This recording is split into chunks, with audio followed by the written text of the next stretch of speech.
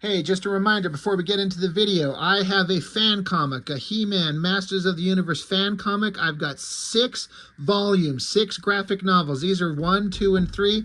I have 4, 5, and 6 available as well. They're graphic novels, each one. A fan story that I come up with years ago and just decided to make, and spent several years doing it and just kind of got out of control. And I just ended up making 6 graphic novels of the whole thing, and I have them available, and if you're interested, hit me up. I also have a sketchbook available, black and white figure drawings, female figures, some adult content in there, just a sketchbook that I put together. And also something I keep forgetting to mention to anybody is that I have copies of this series. It's called Ghost Agents.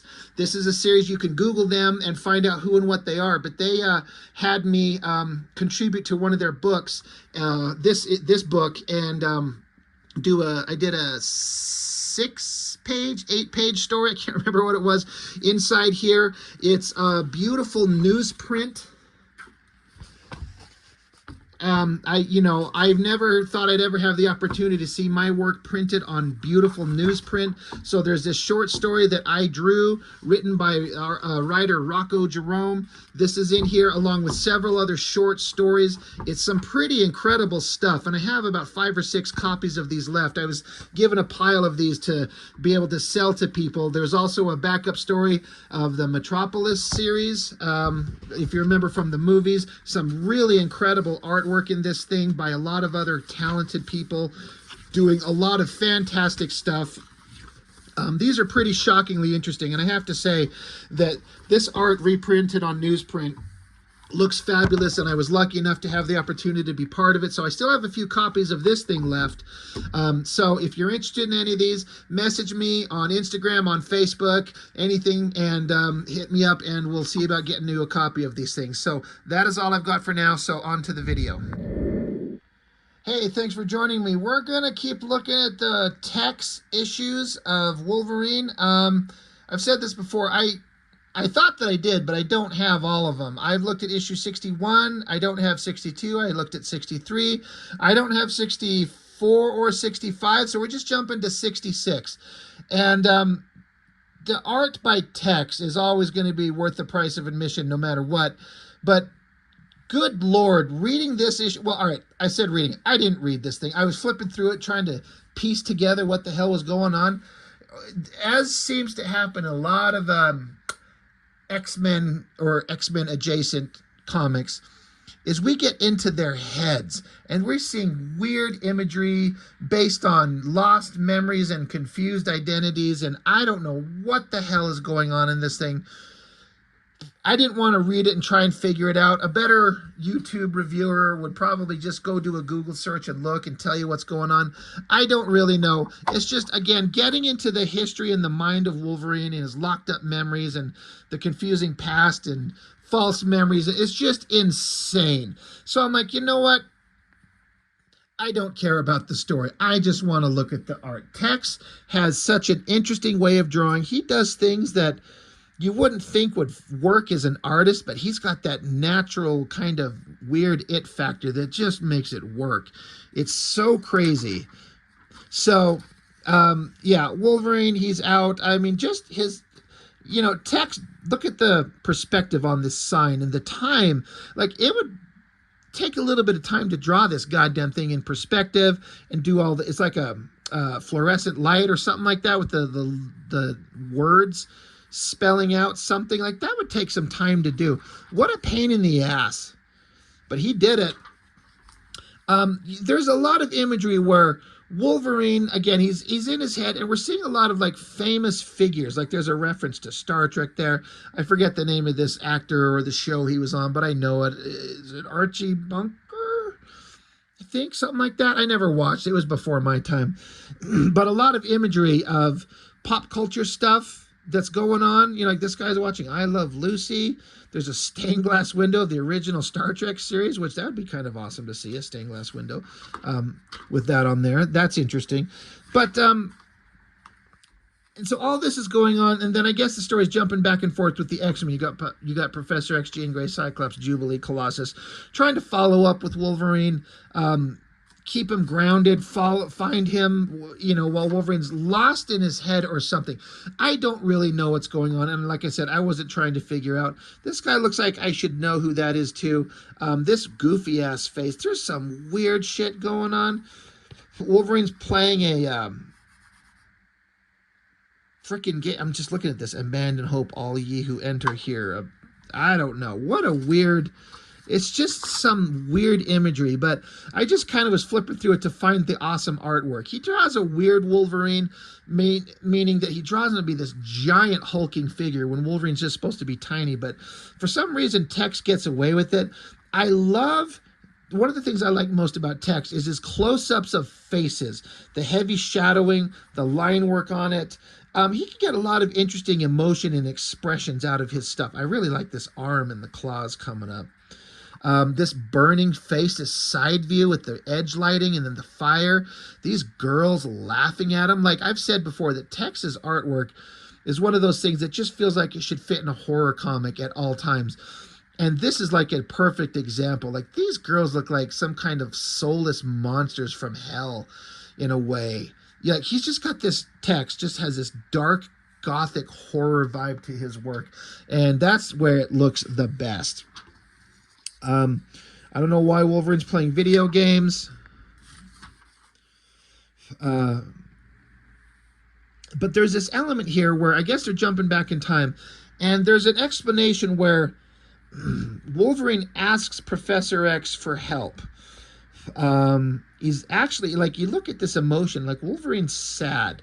He's asking Professor X for help to solve this problem. So there's something interesting going on here.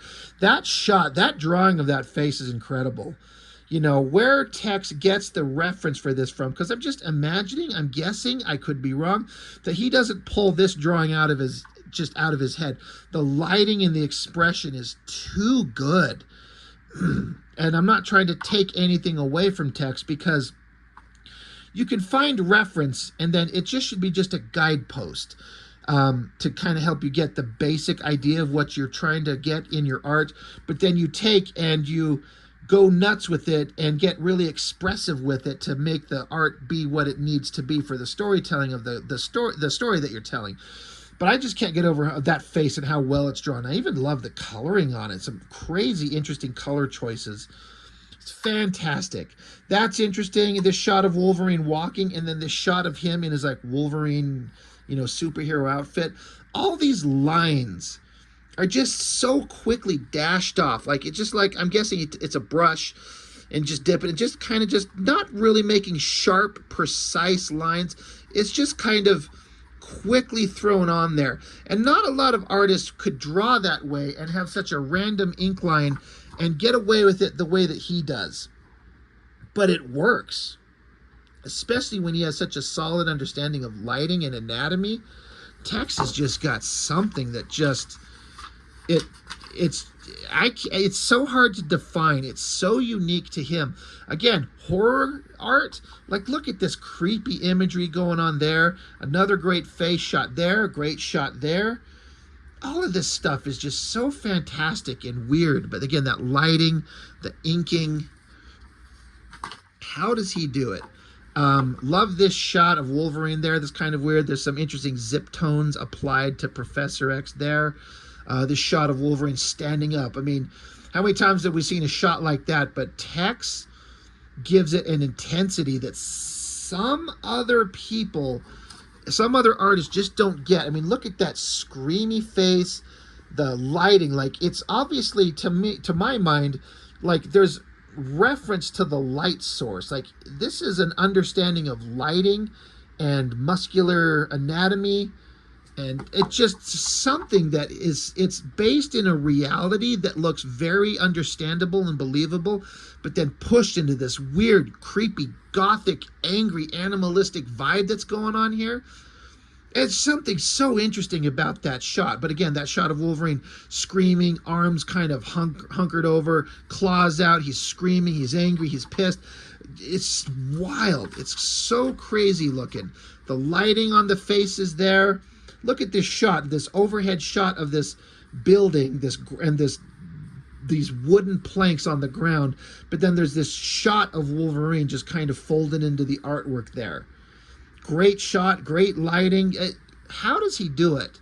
I've always liked, this is one of the things I remembered, is this guy putting a magazine into this, looks like a 1911 style 45, pulls the slide back, snaps forward. I'm like, it looks very believable, realistic, really well done.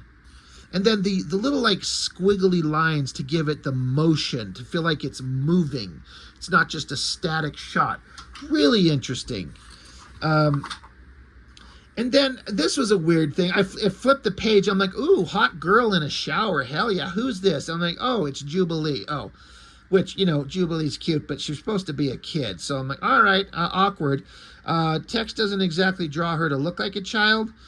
Jean Grey shows up. Hey, we found out where Wolverine is. And so she's like, oh my God, great. So much that she pops the bar of soap out of her hand. Sploich.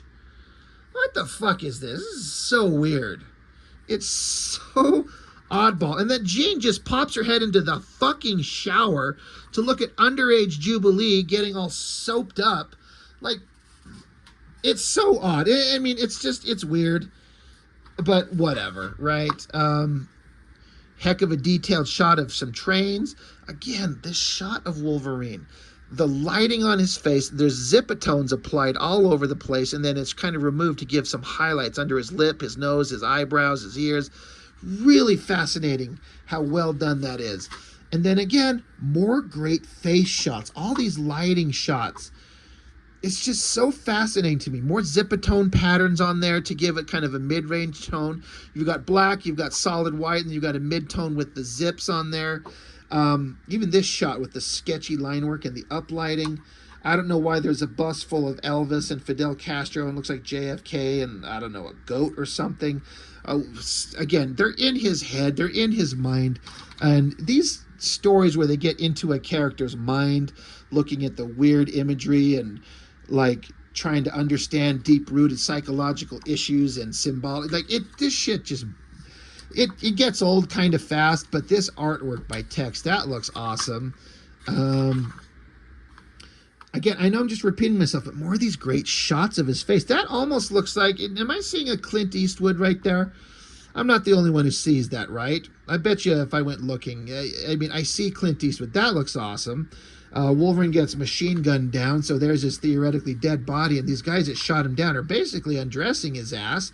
We got a spread eagle shot of it, Wolverine in his frickin' underwear. They're stealing his clothes, his hat, his pants.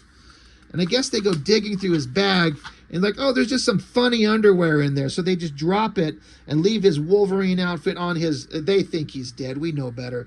I don't know what the hell was going on in this comic. And again, if I was a better comic reviewer, kind of like Blood Force Mitch or something like that, that dude would read the thing and explain to you what the hell's going on. But some of this shit, I just cannot be bothered. I don't fucking care. Some of these weird issues, you know, I look back on these comics with much fondness, but a lot of it's just the art. Sometimes these stories are like, God, I am not revisiting this.